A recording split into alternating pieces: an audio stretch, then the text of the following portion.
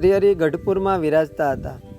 દરરોજ લીંબતરુ તળે સભામાં અષ્ટાનંદ કવિઓ કીર્તનના પદો ગાઈને શ્રીહરિને રીઝવતા. એક દિવસ સભામાં સદગુરુ બ્રહ્માનંદ સ્વામી આવ્યા ને મહારાજના દર્શન કરીને બેઠા.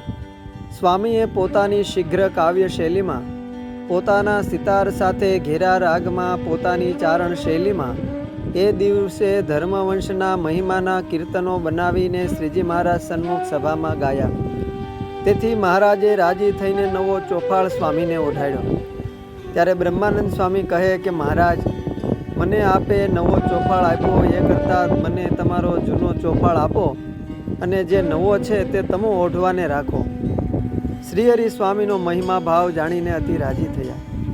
શ્રીજી મહારાજે બ્રહ્મચારીને બોલાવીને જૂનો ચોપાળ તુરત જ મંગાવ્યો. સ્વામીને નવો અને જૂનો એમ બે ચોપાળ આપીને અતિ રાજીપો વ્યક્ત કર્યો. અયોધ્યા પ્રસાદજી મહારાજ અને રઘુવીરજી મહારાજ એ બંનેને શ્રીજી મહારાજ કહેવા લાગ્યા કે આ તમારા ધર્મકુળના દશોંશી છે, આ તમારા ધર્મકુળના દશોંદી છે. જેમ મોટા રાજાના રાજ્યમાં દશોંદી ચારણો રાજકવિ તરીકે રહી રાજાનો 10મો હિસ્સો મેળવતા અને રાજાઓના યશોગાન ગાતા હતા, તેમ તમારા જ કુળના જશ તે કાયમ ગાય છે.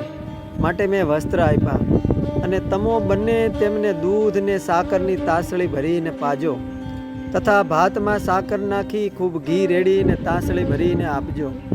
અને કીર્તન ગાયું તેના છેલ્લા પદની છેલ્લી કડીમાં જે ગાયું છે તે વસ્તુ ખાસ યાદ કરીને જમાડજો. બંને આચાર્ય મહારાજશ્રીએ શ્રીજી મહારાજની એ આજ્ઞા શિરે ચડાવી. તે દિવસે આચાર્ય મહારાજશ્રીએ ધર્મકુળના રસોડે સ્વામીને જમવા તેડાવીને દહીં વડા, દૂધ, ઘી, ચોખા, સાકર વગેરે ખૂબ જમાડ્યા. એ ધર્મકુળના મહિમાના પદોની છેલ્લી કડીઓ છે કે બલિહારી ધર્મ કુંવરની અક્ષરધામના સ્વામી રે, ધર્મ તણે ઘેર પ્રગટ થયા હરિ જગપતિ અંતરજામી રે. બહુનામી જેના બાળકડાને રાજી થઈને રમાડે રે.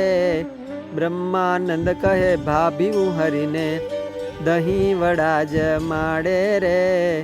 બલિહારી ઘનશ્યામ કુંવરની અક્ષરધામના સ્વામી રે. એ પછી બંને આચાર્ય મહારાજશ્રી પોતાના કુળના દશોંદી માની સ્વામીની હયાતી સુધી સ્વામીનું કાયમ સ્વમાન જાળવીને ખૂબ રાજી રાખતા. કાયમ સત્સંગના નાના મોટા આયોજનમાં બંને આચાર્યશ્રી કાયમ બ્રહ્માનંદ સ્વામીને પૂછીને નિર્ણય લેતા. અસ્તુ. જય સ્વામિનારાયણ. સદગુરુ શ્રી બ્રહ્માનંદ સ્વામીના જીવન કવનમાંથી.